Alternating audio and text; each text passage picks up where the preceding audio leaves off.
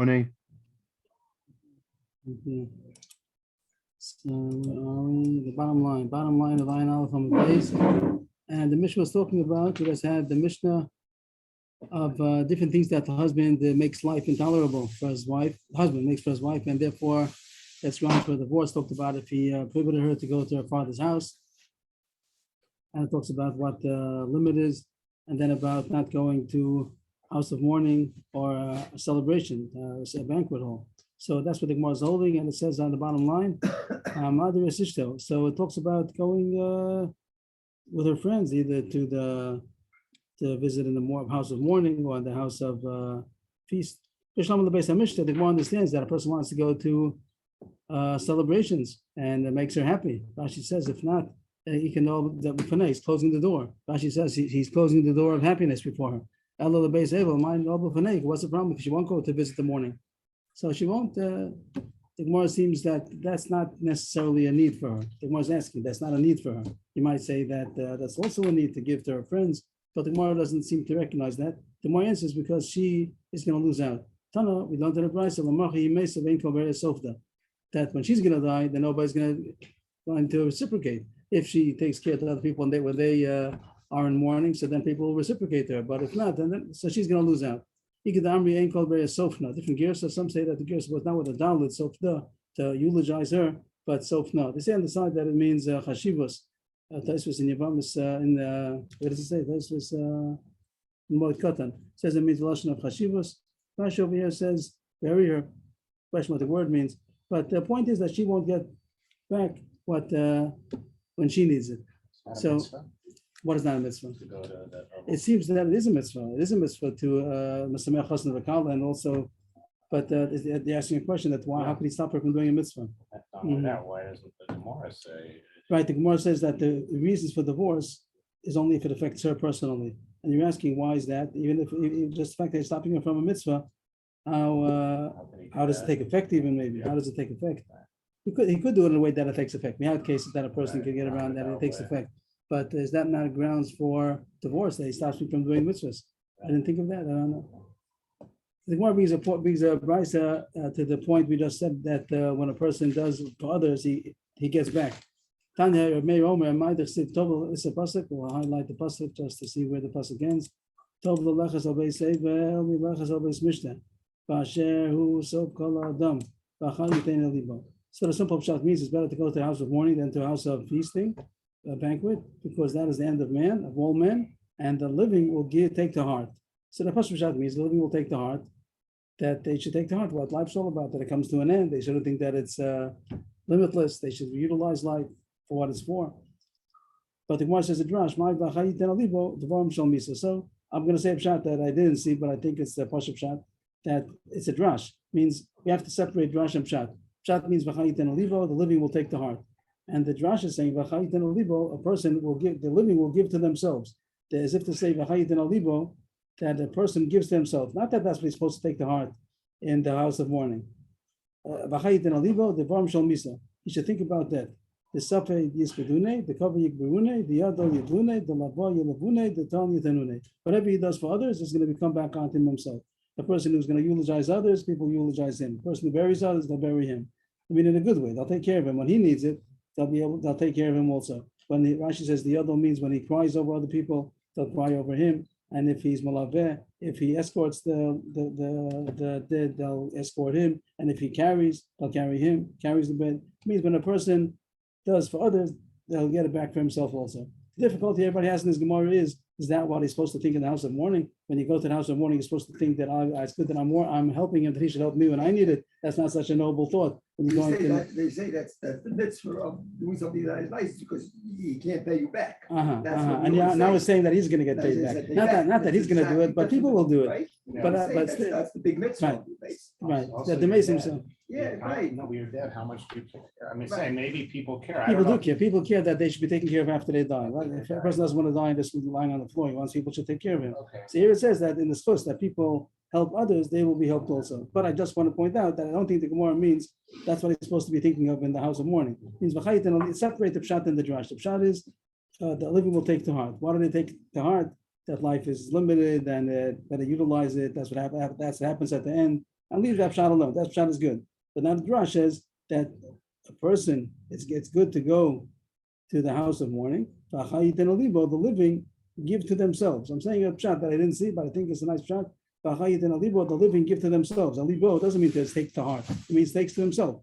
That in the Drash world, it's not saying what he's supposed to think about. It's just saying that when a person does for others, he will get back the same It's thing. unbelievable. I just coming back from my mother-in-law's raven. Just now, today. It's a yard site. Mhm, mhm. Oh, wow. 7 years. Mhm. Mhm. Yeah. Life is to be utilized. Like he's. That's the end result of your thinking when you go the thing that you have to live life to fullest. You go to the Beit to celebrate. You want to have like you want to like live. That's what people think. It's so short. I want to experience. But they have to realize that this partying is limited, It's and not therefore, the, it's and not it's, the and it's end. come to an end. When it comes to an end, we look at what was all the party about. So there's a reason to party, but it has to be with understanding that this is not the end, that it's not the purpose, and not the end, and therefore people live life a more utilized life, a full life, or else the whole thing doesn't passes by and it's nothing. Yeah. My davar it says in the Mishnah, if he says that there's a reason, there's some reason over there, it doesn't say in the Mishnah what it is. There's some reason why he doesn't want it to go to the base of Mishnah, and he's permitted. So the Gemara explains. Let's talk about the Pashup Shat. My davar what is that issue that he's concerned about? If there are people that are not the appropriate people, the word paros means to breach. Maybe they breach too. They're not guarded. So the people that are there, not good company. He doesn't want his wife to be in bad company. It's only talking about that there's reason to think so, that they hang around with those suspects. He knows in those places there's reason to think that there are inappropriate people, but he can't just say that I'm kosher, that there are suspicious people over there. If he doesn't have reason to think so, he can't complain. Yesterday, Chaim David pointed out that not only in this case of going to the base of Mishnah, could be other cases also. Maybe before I spoke about that he doesn't want to go to her father's house. If he could prove that there's really a reason why she shouldn't go, maybe also that would be true. The Mishnah says a usual case that might be a case where a husband wouldn't want his wife to go to a certain celebration because they're not good people over there. Another case the Mishnah says, Menashe told me, it says that he made a nether and he forces her to say something that she said or that he said. Why is that all talking about? Let us say, but some question is talking about intimacy, that he wants her to say something that they spoke about in intimacy, or anything which is embarrassing. So then that's grounds for divorce. The lesson Mishnah says if he's forcing her and through another, he's forcing her to fill up and to spill out into the garbage dump. So what's the problem? Just to fill up something like the mother doesn't say what's the problem. Let her do it. Is that a reason for grounds for divorce? So I wouldn't be able to tell in the words of the Gemara. But Rashi explains it means that he wants her to expel the semen, that he wants her to not become pregnant. That's the point, that he has relations, and then he wants her to do something that should expel the semen, which also l'chor would mean also a contraceptive. L'chor that would include also, and that's grounds for divorce, which is very interesting because before the Gemara spoke about even in the case where the husband cannot have children, is that grounds for divorce? And the Gemara says that she wants children. She wants children. And that's a chiddush over here, that if they have children already, is that just because he doesn't want her to become more pregnant? I'm surprised. Is that a reason why she should be able to demand divorce? Birth control, she doesn't. So That's what it sounds like over here. So unless I got the wrong shot, but maybe it's only because they're doing it in this way, maybe to take a pill or something like that. Maybe that would be his right. But here it sounds like the word says that she should fill up, means that when she has relations, then Rofet says they should empty it out, which the just means that she shouldn't become pregnant. And I'm just surprised that that's a complaint, that she has a right to say that if he doesn't let her to become pregnant, so then it's grounds for divorce. I wouldn't paskin anything on this Gemara yet, but this is the place to look. That's one shot. That's what Shmuel said. The Masisa Tanash, the Brisa says different shot in the Mishnah.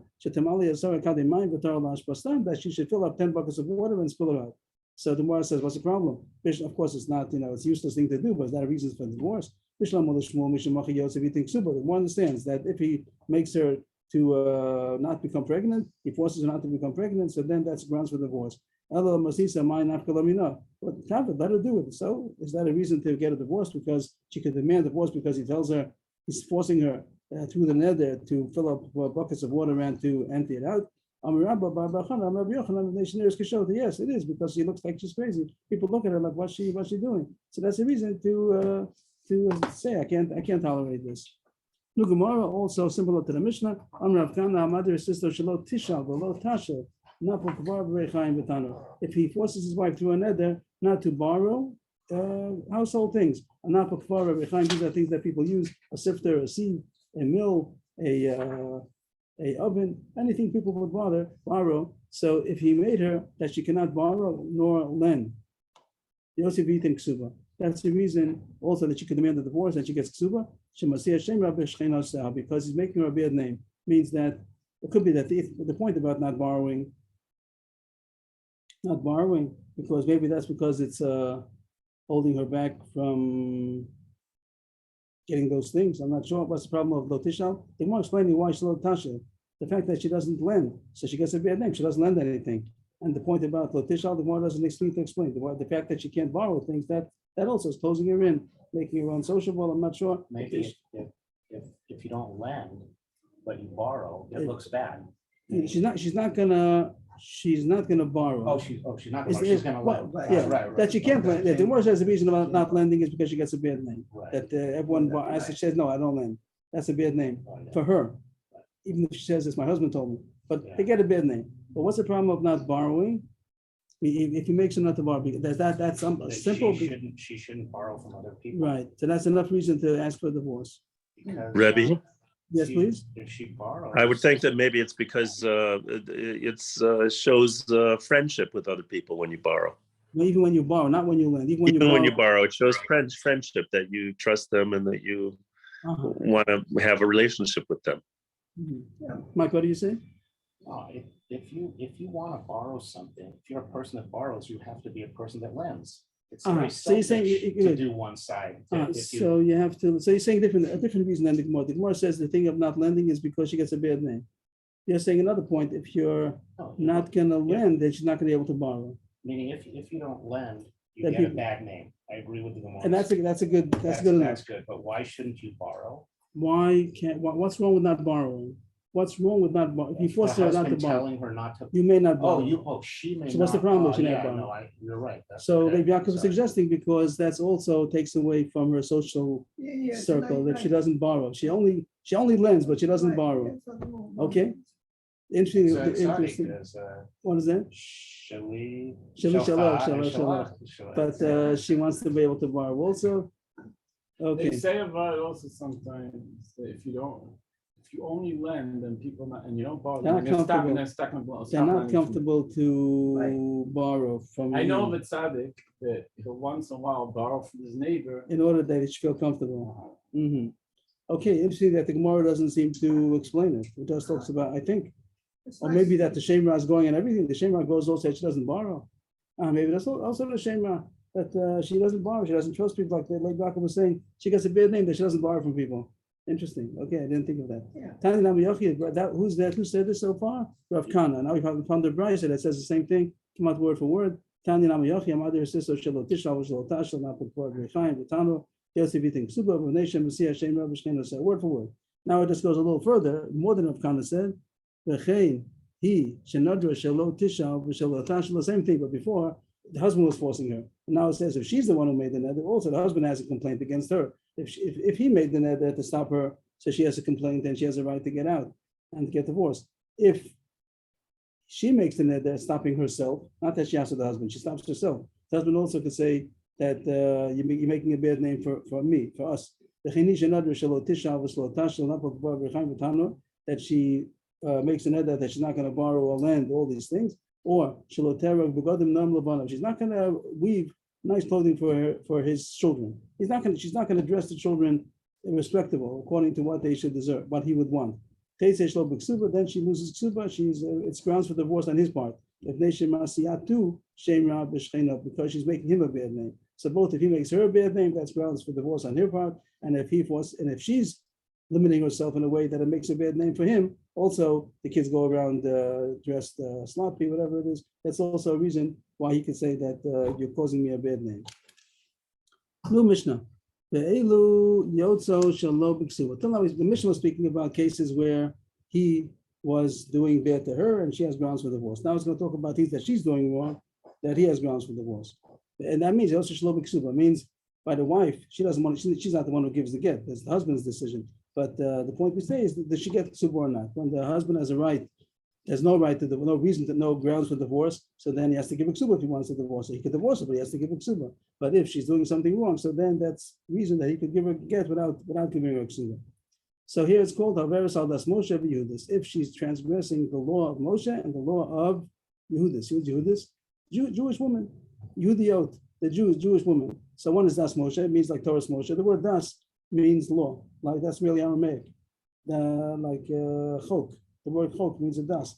In Megillah Esther, it says das paras. It's Aramaic, that it means law. And dati, the word we used in now modern Hebrew, that dati means a law observer. It means that he observes the laws. Shomer chok, law abiding. So this is called das Moshe, which means that is the Raisa, that is Torah's Moshe. She's going against what the Torah requires of her. We'll see the examples the Mishnah is going to explain. And also das Yehudis, that she goes against the way of the Jewish woman. The das doesn't have to mean the law. It means the nature, the chok, the way that Jewish women dress. We'll see what that's talking about. So that's the reason for divorce on the husband's part. Bezi das Moshe. What are the examples of the going against the laws of Moshe? Machilatu she'eino muser. If she gives him food that's not tied, she gives him tevel. She's in the kitchen and she gives him tevel to eat. Umeshamashtu nida. If she has relations when she's in nida. She doesn't take off challah from the dough and she's giving him tevel. She makes vows and she doesn't fulfill them. So we're going to see the Gemara that all these things are affecting him. It's a very, very interesting point that I heard from the Rosh Hashiva, that the fact that she's not religious is not grounds for divorce. Very big chiddush to me.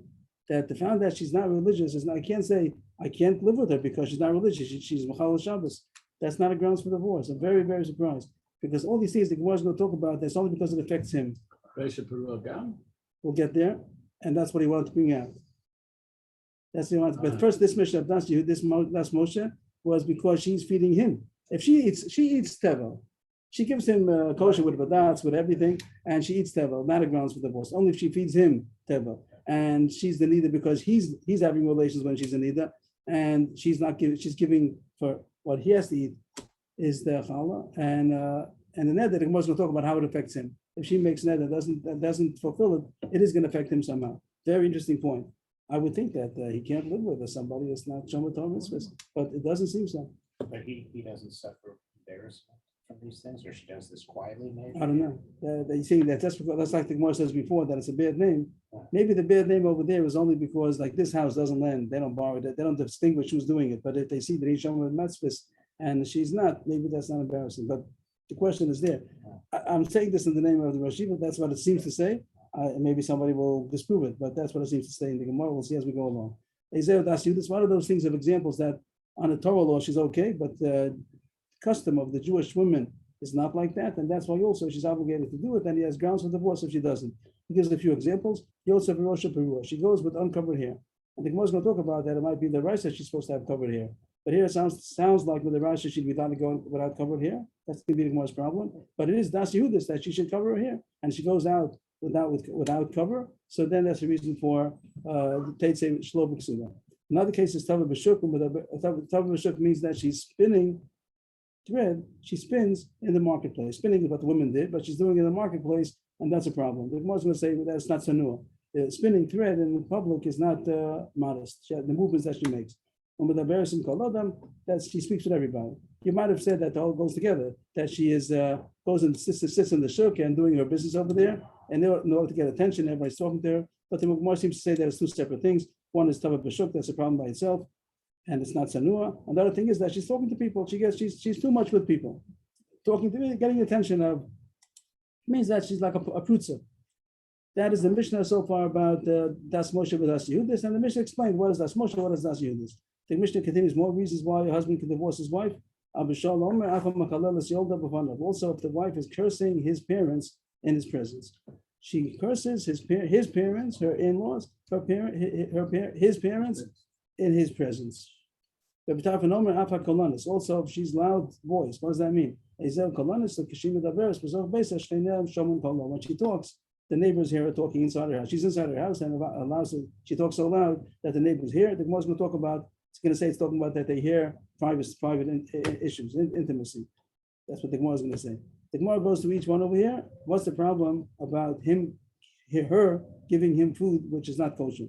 What's the case? If he knows about it, that it's not tied, let him tie himself. Isn't that an interesting question? That she's giving him untied and not grounds for divorce. You want to eat it, so tie it yourself. What's the problem? If he didn't know, how did he find out? He's coming to bed and saying, "My wife gave me untied." How did he know? I also want to add on a point. I think that if he did eat it and he knew that it was not tied, he can't come to bed and say, "My wife gave me it," because you're the same as her. It's a good shidduch. Both of you eat untied. You can't complain about the wife if you're also guilty of the same thing. So what's the case? He didn't know. If he didn't know, how did he find out? So the Gemara gives a scenario. Ploni. It says the word Kohen. They take out the word Kohen. Ploni tiken lias akri. That she said that somebody tied it. She says the neighbor tied it. The Rav tied it. And then he went and he asked and he said no, it's not lie. Didn't. So we found her. We caught her that she lied and she said it was tied. At the time he didn't know and he ate it. And then he finds out that it was not tied. I just want. If she would tell him clearly that I'm not taking care of Chumas and Mises. Right. That's what the Gemara says. That would be okay. That's what the Gemara seems to say. That's what the Rashi was saying. The whole thing is that she's lying to him. She's not the lie. It's not the lie. It's maybe you mean the same thing. It isn't the lie. It's that she gets him to eat tevel and he has no way to protect himself. Right. If she would tell him, they do it yourself. I don't keep a kosher kitchen. She does have to cook. That's why if she's not going to cook because of that, he can't eat her cooking. Then it's also a problem. But if he could trust her that she's telling him that okay, kosher, I'm going to make kosher, but the things that you can fix up, so you tie it. Or you want to take off Shumas and Maisis, you want to take off Challah, so you do it. I'm not going to do it. So that seems that it's okay. And even if she's eating it herself untied, that's what the Rashi was pointing out. It's only a problem if it's his issue. And the Gemara says this is an issue because he can't protect himself. There is a protection. He could do it on his own also, but I guess that's he's always tied. Always tied again. He should always be choshesh. She has to tie. I guess that's too hard because it's too complicated. Okay. If she says clearly, I hear your point. It's a nice point. He's saying if she would say always that it's tevel, it's not a grounds for divorce. So let him always tie it then. Okay, I hear. I think it's the trick. It's very hard to live with a woman who's deceitful. I don't think that's the point of the Gemara. I hear you saying. No, it's together. It's the mix. I don't know. If the point is only because of the tithing, and you say you're asking a question, he always has a way how to get out of the problem of mice. He always should tithe. It sounds like a question. I don't think the Gemara is saying because she's deceitful. The point is that he's going to have to end up eating tevel, and you're saying this now. You don't have to take care of it, and you don't know, or maybe okay. I accept the question. The next case is Mishamash to Nida, that she has relations as a Nida. Again, same question over and over again. Well, what's the problem? If he knows, if he knows that she's a Nida, he shouldn't have had relations. And if he doesn't know, say he should, let's rely on her. She said she was not a Nida. What's the same question? How do you know? How did it happen that he had relations? And then he finds out that she was a Nida. If it's nifrosh, then isn't that a grounds for divorce? That if he's never going to be able to have relations with her, but she'll always if she tells him I'm not going to the mikveh anymore, then you're right. Then for sure, the case is that she's causing him a stumbling block. If she would say I'm not going to the mikveh anymore, so then for sure he could get divorced. She's even if she would go to the mikveh, she's not having relations. So the Gemara's case sounds like she's being machshalim. She's causing him a stumbling block, because he's going to have relations with her. What's the case? If he knows, so don't have relations. If he doesn't know, so then she said she was not a Nida. What's the case? The Gemara explains in the Kasha.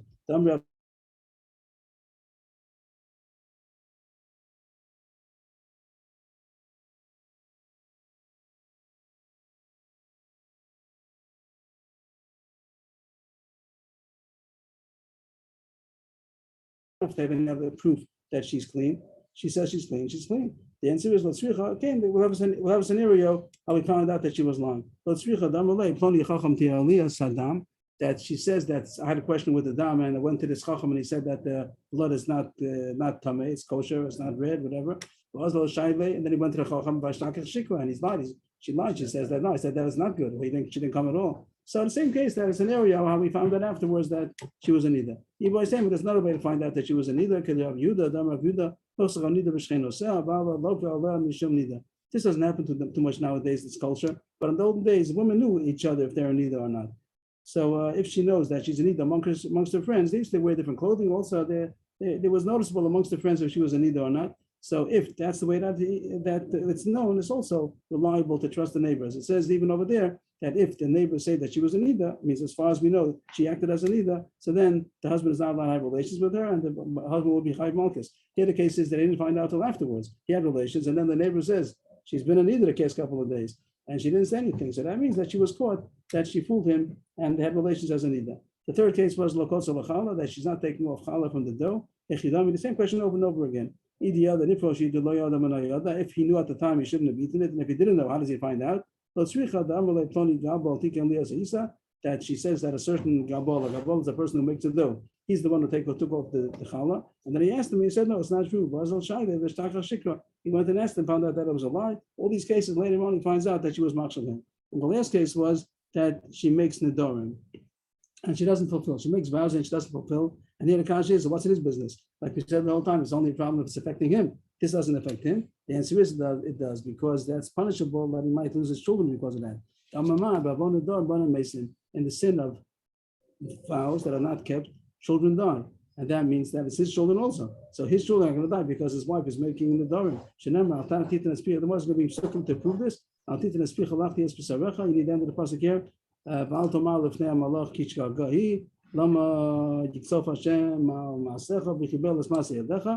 of the pasuk says that don't give your mouth to cause sin to your flesh, because you won't be able to say excuse when you're going to be punished. And Hashem is going to punish your handiwork.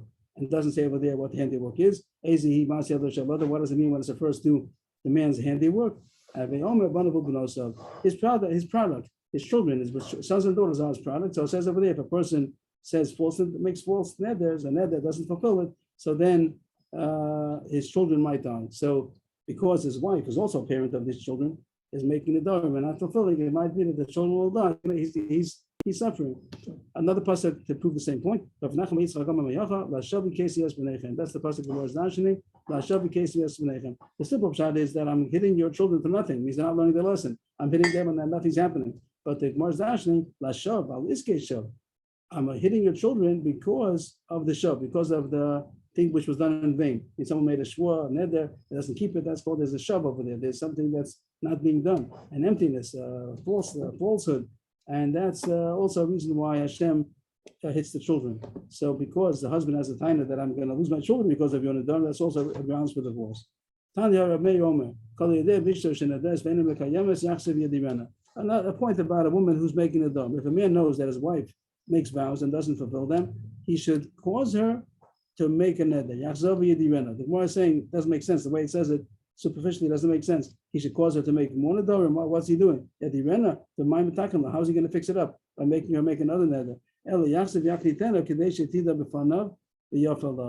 He should bring it out. It means that she makes the dharm. He knows she makes the dharm. And when he hears about it, he nullifies it, like the husband is allowed to be made fair.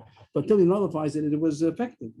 When my Chabrusa told me that neder that husband nullifies, it doesn't get nullified retroactively. When you do a Torah and when you say that if I would have known this, I wouldn't have made the neder, that's Chabata Meikara. That means that it's retroactive, it never was a neder. But when a husband made for it means it happens now. Now he stops it, but till now it was effective. So when she's making the Nedarim, he doesn't know about it, so it's effective and she's transgressing the Nedarim. But he finds out about it, so then he has a right to nullify it. But here the case is that she's making the Nedarim, he doesn't know about it. So the Gemara is advising, get her agitated in a way that she'll make the neder again. She'll do it in front of him. He'll know. He'll bring out of all of her nedarim, and that way he'll be able to nullify them. So she's making the nedarim, she's not fulfilling them. So take care of it and cause her to let you know what those nedarim are in a way that you'll be able to be made for. And then there's no nedarim. How do you know that she's doing that? Like, maybe you should agitate your wife once a week just to see. Maybe no, it seems that he knows. He found that she's doing it. He found that she's making the dharm, and he finds out a month later, and she's been eating. She's been transgressing. She made a neder. You know that she wants to go on a diet, and she's makes the dharm that if she's gonna eat this pie, then she's not gonna be able to eat bread. And she's eating pie. She's eating bread. And he finds out about it afterwards. So he should bring out the dharm. Once he finds out about it, he nullifies it. Then it's over. But that was Rav Yudas who said that, or Meir. But Amulo, third wide line, Amulo, en adam dar im nachish b'kifa. That's the expression of the Gemara. A person can't live with a snake in the same basket. That means that even though if you know how to be, I don't know, a snake charmer, if you know how to defend yourself from the snake, you're okay. But you can't stay the whole time. When you're not looking, the snake is going to bite. So too, you can't always be on top of your wife in order to always bring out all in the Durham. So that's not a Eitzah. So that's still a grounds for divorce if he says I can't always be made for an Durham.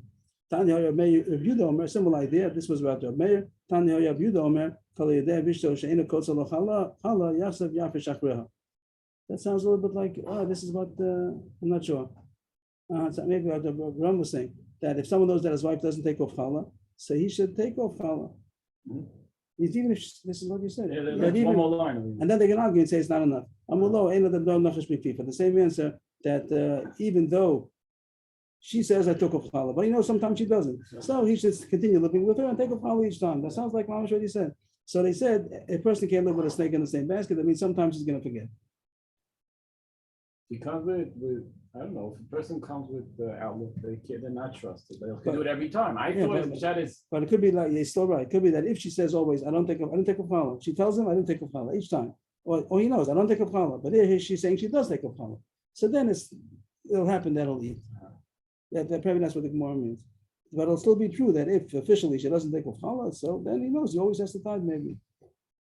So we have two machlokas in here. Reb Meir says you can take care of the Durham, and they told no, it's like a snake in the basket. And Abu talked about challah. So the Gemara says, "Man masni laha kol shkenahach, aber man masni lahach, aber ha zimnin the mikri v'achil." According to means the one who says that he could. The Tanakama, Reb Meir, Reb Yehuda.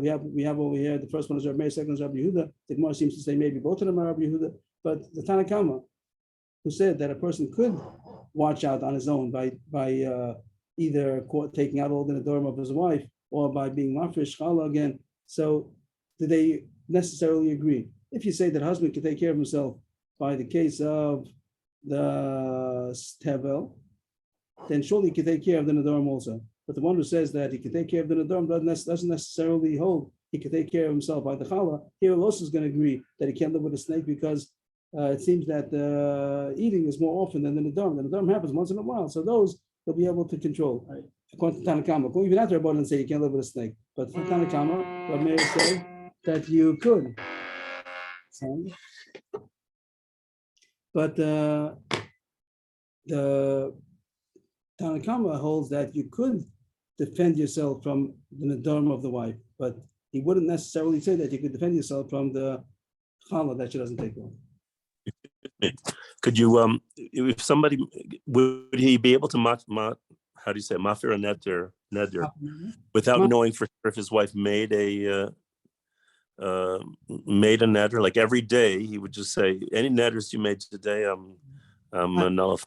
I don't know the answer. Maybe when we learn the Durham, we'll keep that in mind. I did see some of us talk about the sugyas about a lot of be made for neder in the future. I'm all the nedam you're going to make, I'm going to be made for. Also, that would be an eitzah if it's possible to do that. So say from now on, any neder you make, I'm nullifying. So these questions probably the Mepharshim talk about based on the sugyas in the Durham, which I don't know. I just wanted to hit on one point. I think it comes out from, correct me if I'm wrong, that the whole problem is if he catches her, but he can't say that you're not religious enough, and I don't rely on you.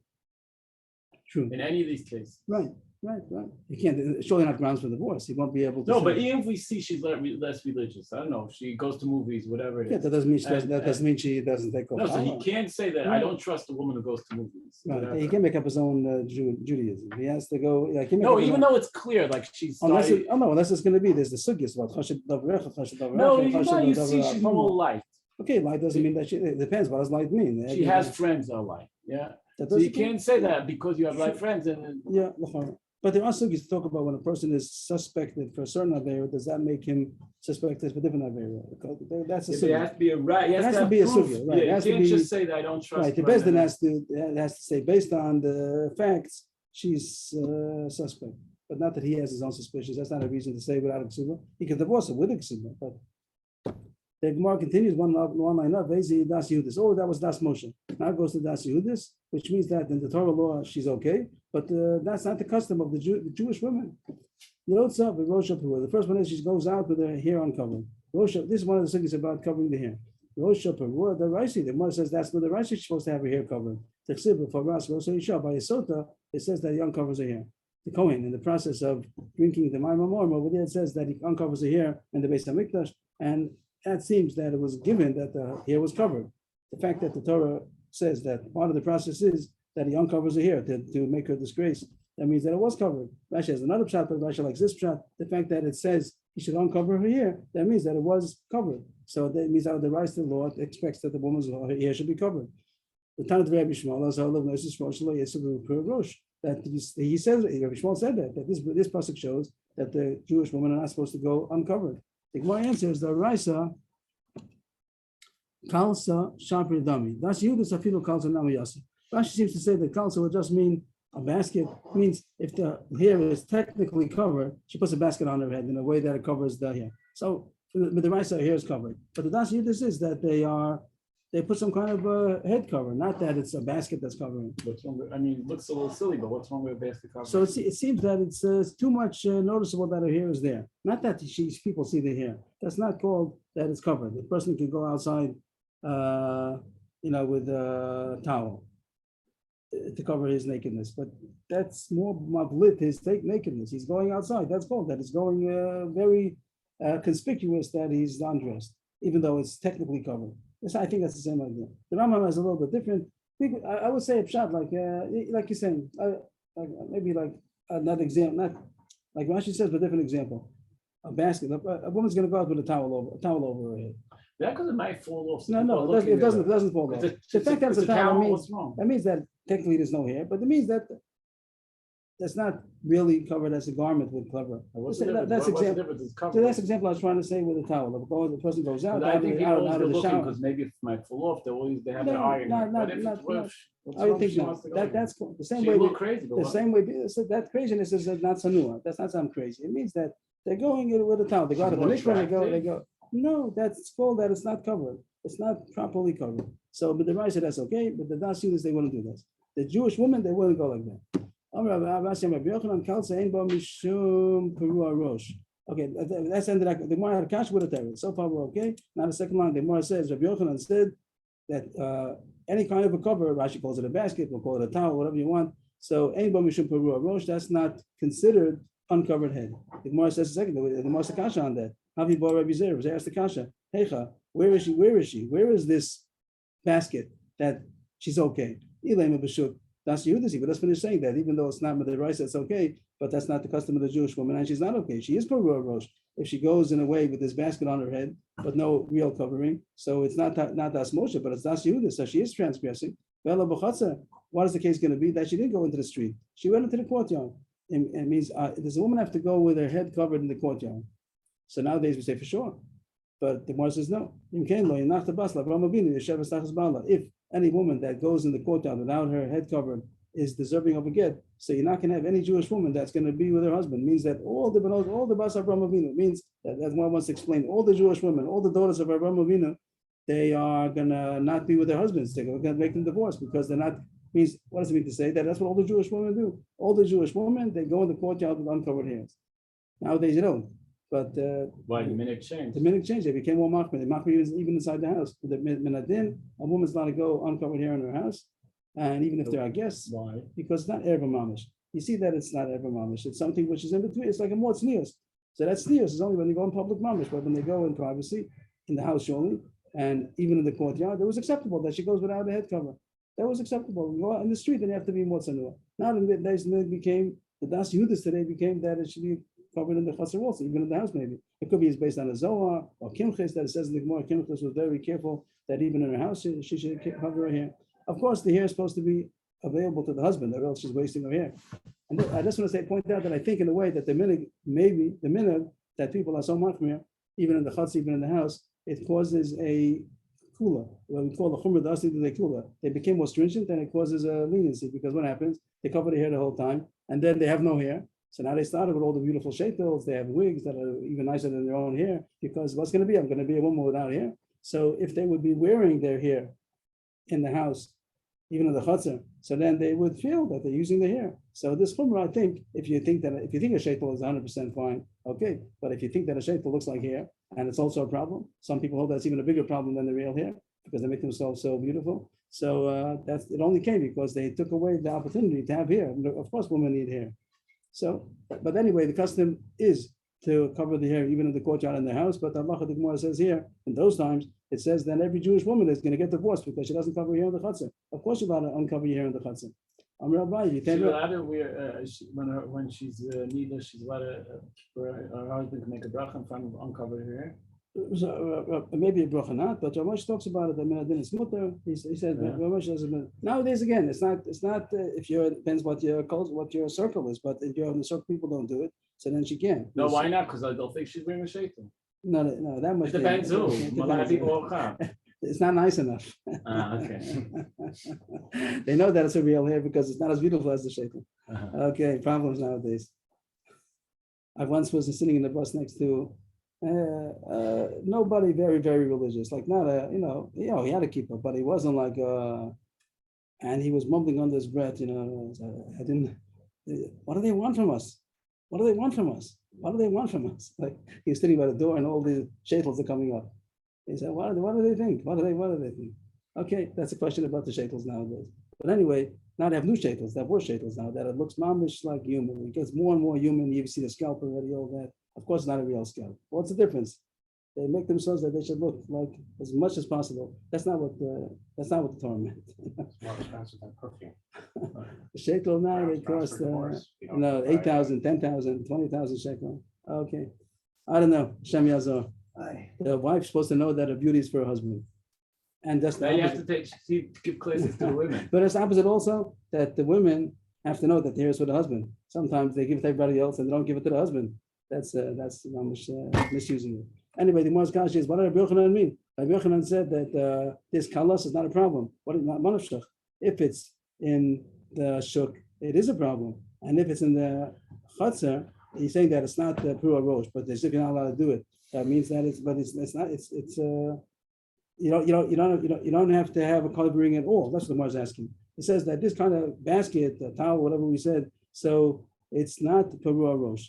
But that means that if she'd be mamish uncovered, it would be a problem. So the Gemara is asking, what are you talking about? If you're in the shuk, then you're not allowed to go with a basket. It's not enough. That's you this. And if it's in the chutzah, you're allowed to go even with gili rosh completely. You're allowed to be uncovered. That in the chutzah, in the courtyard, they would go uncovered head. But when they would go from the chutzah to the mobile was the alleyway that all the courtyards opened up into. It wasn't Rosh Hashanah, but it was an alleyway that all the courtyards opened into, and that was public enough that you're not allowed to go with uncovered hair. But for that, the kalsa is good enough. Means to go in the mobile, just to pass through from the chutzah to the chutzah, you go in the alleyway. So then, even though it's a bit more public, if you go uncovered here on the garment, that's usher. But if it goes with some kind of a covering, even the shmat over the head, the basket, the towel, that's okay. But to go in Rosh Hashanah, that will be usher also. So why is this grounds for divorce?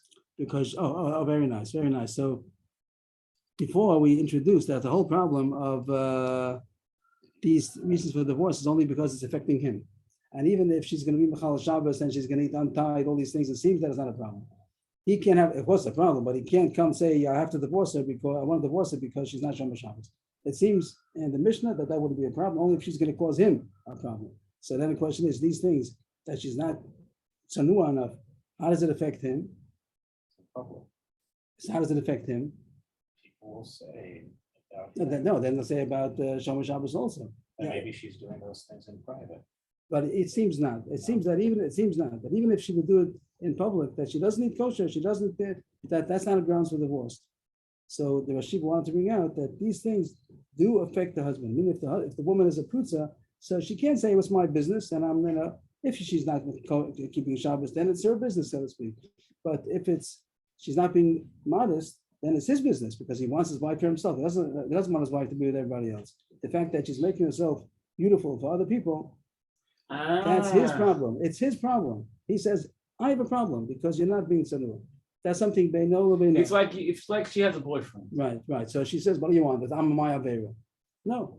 He wants a whole wife, right. not a So that's what he wanted to bring out, that the tzanius of a wife is the business of the husband. The top of the shuk. Here it says in the Mishnah also another thing that's called das yudis if she's spinning in the market. Spinning thread.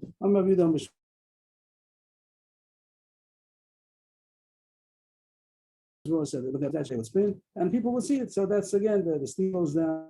So that's Rav Chisda Amar Avimi Betava. Here she learns. Everyone, some see it buried, some rose. That's a little hard. She's spinning a rose, connected for now. Rashi says that the Lachar means rud, Betava of a rud. And that means that when she's spinning and connected for now, Rashi says that is the Rashi. Let's point out the Rashi. Here it is. The Tava, fourth line. Tova b'chapal yibecha. She's spinning. One way to spin is when you have a spindle and you give it a spin, and then that's how you spin the thread. The other way is she rolls it on her thigh. So when she rolls it on her thigh, so Rashi says that also makes more conspicuous her, even though she's dressed, but it makes more the thread. That means that her private parts become more conspicuous when she is spinning thread on. Rashi doesn't say it means a bered. Rashi says that the top of the rod. That's how Rashi means it. Others do mean that it means then say some kind of a red wool in a way that it's noticeable, doesn't look. Whatever the point is going to be, it's going to be some point of the person called them. Everybody in the street. I'm not viewed that she's hanging around with boys. So that's also a reason, grounds for divorce. One time I was going behind Ukva, I saw an Arabian woman, the Tava, the rod, that she was sitting and using her spit, Shadia Pilcha. Maybe Shadia Pilcha, I'm not sure Shadia Pilcha means the spindle. Shadia usually means to throw. Maybe it means that that's how she was spinning it. That's called throwing the spindle. The top of the rod connected to that, she was doing Rashi says that she was spinning the thread on her thigh. When she saw us, she threw the spindle down on the floor. And she said to me, Ulam havli palach, like young boy, bring me that spindle. She was trying to get his attention. She wanted to get that he should come close, and then she started a discussion. He saw already what she wanted. So when Ukva was there and he saw what happened, he said, he said something about her. Means he said something about the situation. What did he say about her? That he called her Tava B'Shuk. That's what she was doing. This is what the Mishnah means. Tava B'Shuk, this is what she's doing. He said she's under the category of talking to everybody. She's trying to get attention. Somebody's passing by. She tries to do something to get attention. That's what the Mishnah means when it says the Mishnah continued after this thing about Moshe Das Yehudis. Also, if she curses his parents in his presence. So I wouldn't have known what this means. They say Rashi seems to say that even if she curses the parents in the presence of the grandchildren, not only the presence of the husband, if they also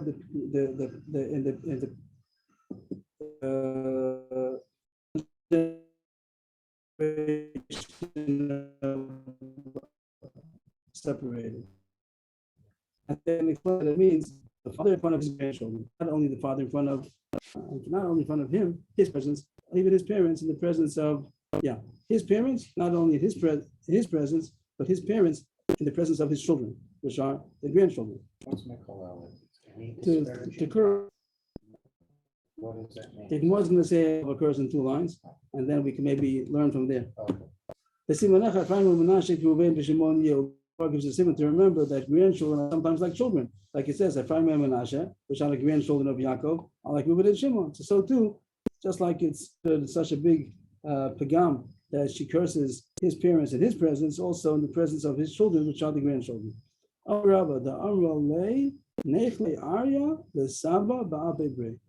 That's a curse. That the lion should, may a lion eat up the Saba. So it means that she has problems with her father-in-law, and she says to the children, to her children, a lion should eat up grandpa. Not so bad. That was You're coming again. I can't take it. That's not a curse. A curse means, okay, she says she doesn't like him, but the curse means probably that she curses him. Like, this is an example, and a lion should eat. Okay, something like that.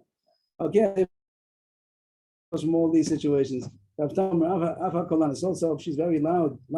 My kolanis, what's the problem with being so loud? What does it mean? By the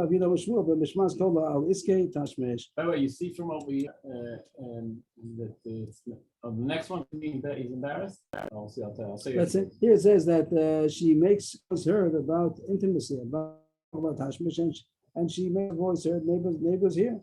That when she's doing intimate relationships, people could hear her in the other courtyard. So it makes it sound. Rashi says that it's painful for her or whatever, but it's the tashmish itself causes her to be loud in a way that other people hear. The Gemara says that wouldn't be fit. When the Sanya Gabi Mumen, the Masnisin, then it should be considered a mum. The first case is not that it's a mum, that she talks a lot about intimate issues.